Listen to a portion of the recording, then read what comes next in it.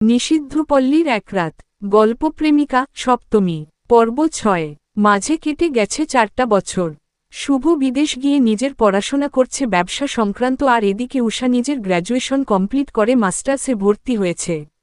তবে একটা জিনিসে পরিবর্তন ঘটেছে যে উষা শুভর বাবা মার সাথে থাকতে থাকতে ওদের অনেকটা আপন করে নেয়, আর ওদের কাছ থেকে শুভর ব্যাপারে শুনতে শুনতে যেন ওকে অনেকটা পছন্দ করতে শুরু করে দেয়। যদিও উষা একটু হলেও শুভর প্রতি ফুটবল ছিল সেই প্রথম থেকেই, কিন্তু ওর মনে একটাই কষ্ট আর আফসোস যে ওদের সম্পর্কের পরিণতি ও জানে না।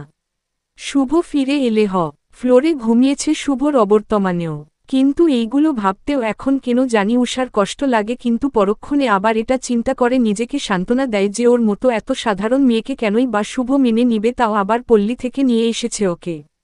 আর এতদিন হয়তো ওকে দয়ায় রেখেছিল, কিন্তু এই কয়েকটা বছরেই উষা এই বাড়ির প্রাণ হয়ে উঠেছে। ওকে ছাড়া কারোর চলে না, একমাত্র শুভ বাদে। কারণ এতদিনে শুভ যাওয়ার পর একবারও ফোনে জানতে চায়নি উষার ব্যাপারে, যেখানে প্রত্যেকদিন বাবা মার সাথে কথা বলে ওদের অবস্থা জানতে চায়। চলে যেতে বলে এই বাড়ি থেকে কিভাবে থাকবে মা বাবাকে ছাড়া। এমনিতে ছোটবেলায় মা বাবাকে হারিয়ে মা বাবার আদর পায়নি মেয়েটা, সে হিসাবে শুভর মা বাবার কাছে অনেক আদরে হয়ে উঠেছিল উষা। ওর তো খুব কষ্ট হবে, আর সবচেয়ে বেশি কষ্ট হবে শুভকে ছেড়ে থাকতে। হুমম এতদিন শুভর সাথে না থাকলেও ওর প্রত্যেকটা জিনিসের সাথে উষা খুব ভালোভাবেই পরিচয় করে ফেলেছে। উষার নিত্যদিনের অভ্যাসের মধ্যে একটা হলো ও প্রত্যেক রাতে আলমারি থেকে শুভর শার্ট বার করে আর ওর মাঝে নিজেকে ডুবিয়ে দেয়। শার্টের স্মেলটা উষার এখন বড বানাতে ডিনারে, মানে এক কথায় উনি খুবই উত্তেজিত।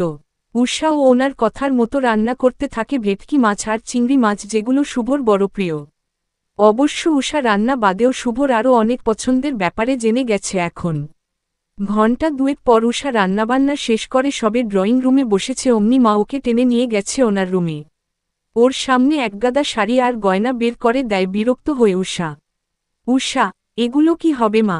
মা, এই চুপ, একদম কথা বলবি না। এতদিন সালোয়ার পরতিস, কিছু বলতাম না, কিন্তু আজ অন্তত এক। ঠোঁট টিপে হেসে বললেন উনি, কিন্তু উষার তো লজ্জা করছে না মায়ের এমন কথায়। ওর মাথায় তো শুধু চিন্তা আর চিন্তা। উষাকে সুন্দর করে সাজিয়ে কানের গোড়ায় একটা কালো টিপ লাগিয়ে দেয় যাতে নজর না লাগে কারোর। খুব সুন্দর লাগছে যে উষাকে, মা, কিন্তু ওকে কোণে সাজায়নি, সাধারণভাবেই শাড়ি পরিয়েছে আর কিছু গয়নাগাটি দিয়ে ওর সৌন্দর্যের প্রখরতা বাড়িয়ে তুলেছে। শুভ যদি সেরকমভাবে নজর দেয় অবশ্যই ঝলসে যাবে উষার সৌন্দর্যে। এদিকে সন্ধ্যার দিকে গাড়ির হর্ন বাজতেই মা বেরিয়ে যায় উষাকে ওনার রুমেই বসিয়ে রেখেই। আর উষা ভাবতে থাকে এইসব বেকার কাজকর্মের কথা, মানে উষাকে সুন্দর করে সাজানোর ব্যাপারটা।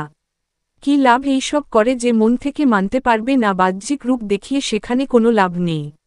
এদিকে শুভ বাড়ির ভিতর প্রবেশ করে দীর্ঘ 4 বছর পর। চলবে।